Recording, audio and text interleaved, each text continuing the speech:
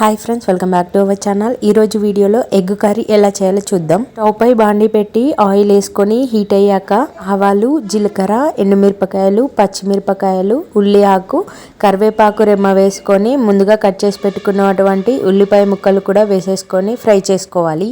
ఉల్లిపాయ ముక్కలు తొందరగా వేగాలి అంటే కొద్దిగా ఉప్పుని అయితే వేసుకోవాలి. మీడియం ఫ్లేమ్ లో ఉల్లిపాయలని బాగా ఫ్రై చేసుకొని చిటికెడంతా పసుపు, అల్లం వేసేసుకొని ఆయిల్లో ఫ్రై చేసుకోవాలి. ఇప్పుడు ఇందులోకి ఎగ్స్ని అయితే వేసేసుకొని ఒక 2 మినిట్స్ వరకు అలానే వదిలేయాలి.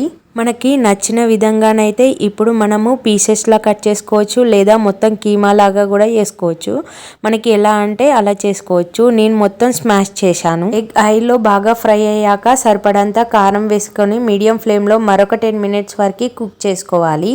లాస్ట్లో కొత్తిమీర వేసుకొని స్టవ్ ఆఫ్ చేసుకోవడమే. నేను చేసిన ఎగ్ కర్రీ ఎలా ఉందో కమెంట్ బాక్స్లో కమెంట్ చేయండి. వీడియో నచ్చితే like, share, subscribe. Thank you. Bye bye.